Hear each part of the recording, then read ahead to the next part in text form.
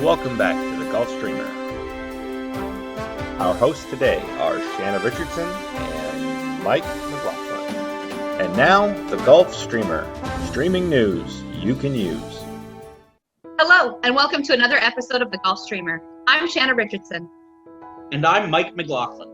And we are blessed today to have one of our amazing educators, Miss Patty Poysell. Not only is she out there servicing our kids, but she's one of our fantastic scouters as well. Patty, can you introduce yourself and tell us a little bit about how you got involved in scouting? Sure. Hi, I'm Patty Poysell. I have been involved in scouting my entire life. I grew up in a scouting family. My father is an Eagle Scout. My grandmother was his den mother years ago. My brother is an Eagle Scout. My mother was his den mother. Fast forward a lot of years, and I have two sons, and the only thing that I knew was going to happen with them was they were both going to be in scouting.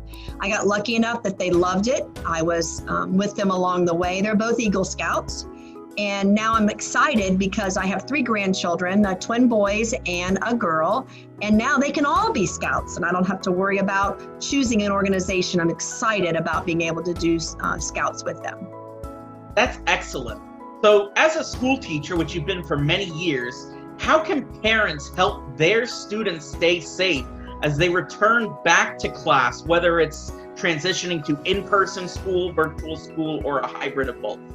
So first of all, I'll talk a few minutes about coming to brick and mortar is what we call it, coming to school.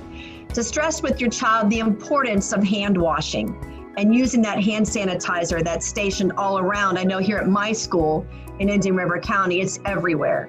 The importance of social distancing, trying to keep that 6 feet apart. And when you can't, wearing your mask. We're providing mask breaks during the day, going outside, standing 6 feet apart, doing some kind of activities where they can take that mask off and have a chance to relax for a couple of minutes. Remind your children that they can't share those masks. Our younger children like to share food, and we're afraid they're going to want to share masks. So reminding them that we're not sharing food and we're not sharing masks. Also then, if your children, no matter what option you've picked for them, reminding them, about making connections with other kids and with other people. That mental health connection is so important. So we as grown-ups and parents and educators have to keep that in mind and make sure we help kids make those connections. So Patty, what are your top 3 keys to success that you can share with the kids as they're returning to school? So my number 1 is to be patient. Know that this is new for everybody. It's new for kids, it's new for grown-ups, it's new for your parents that are worrying about their children and keeping them safe, and it's new for educators. We're worried about keeping kids safe and at the same time keeping ourselves safe. Ask for help if you need it, whether you are the parent or you are the child. Ask for help. The teachers are there to help you. And so just keep that in mind, that even if you are a parent, it's okay to ask for help because this is new. A lot of you parents didn't sign on to be educators, but you find yourself in that position, and that's okay. We're here to help. Also, to be prepared and engaged in your classes, no matter whether you're going back to brick and mortar or you're doing it virtually. It's super important that you stay engaged and are prepared. If you're coming into the classroom and you've chosen brick and mortar, being prepared and engaged is more important than ever because we're limiting these in-person, close-up interactions. So children that might be used to teachers coming and standing right next to them and hovering over their shoulder and answering their questions, that's not going to be happening. So kids have really got to kind of take a little bit of that responsibility on themselves and to be prepared so that they can be able to ask the questions that they need to ask and to stay engaged so they can stay on top of what's going on. That's wonderful. It sounds like there's a lot of information that both parents and students need to understand that's changed this fall. Since you've been kind of Gulfstream Council school teacher for so long, can you share any best practices that parents who are now finding themselves in that role of an educator can use to maybe help their students learn? So the number one thing that I can tell parents to do is to set a routine. that you get up at a certain time, that you eat breakfast at a certain time, that these are the certain times you're working on the computer.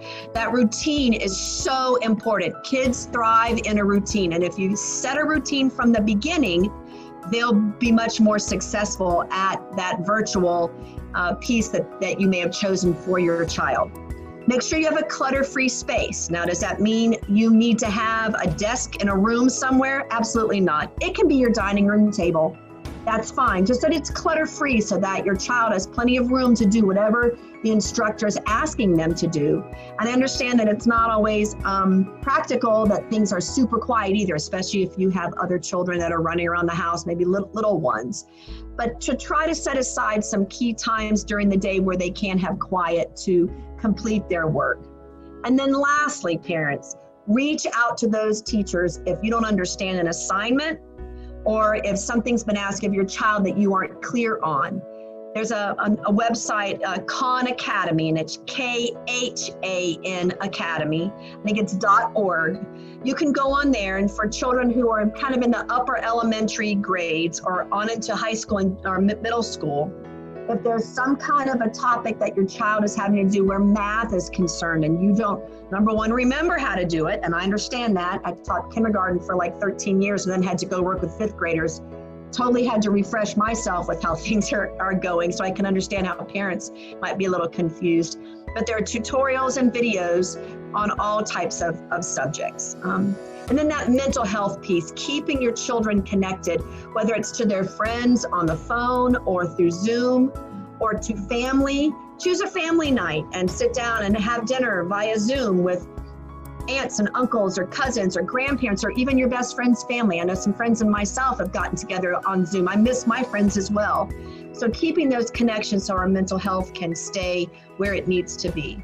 And a lot of you all in the Gulfstream Council know me. So if you find yourself struggling academically with your children, don't hesitate to reach out to me. Mike and Shannon both know how to get a hold of me, and I'd be more than happy to point you in the right direction or help you try to figure some things out. That's some excellent insight, Patty. So do you have a message you could share with our scouts and scouters out there before we close?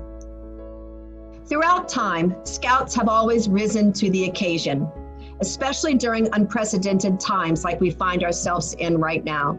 If you look back in history, throughout world wars, scouts did things like collecting cans. They stood on street corners and watched for airplanes in the sky to alert if the enemy was close. So during this pandemic time, we need to continue doing things like that. We need to continue scouting together, helping our community. Our Eagle Scouts are out there right now doing Eagle projects that they're finding new and inventive ways. We have scouts that made masks, for instance, for the needy, things like that. So during unprecedented times, we've always risen to that occasion, and now we need to continue to rise to that occasion. Get active with your unit, your pack, your troop, your crew. If you happen to belong to a pack, a troop, or a crew who's not active right now, reach out to your district executive or to Mike or to Shanna or to me, and we'll help kind of get you connected with a unit that's doing things, helping the community and helping others, helping kids and grown-ups stay connected during these trying times. All right, thank you, Patty, so much for joining us today, and thank you for joining us for another episode of the Gulfstreamer. Have a great scouting day. Thank you for watching another episode of the Gulfstreamer.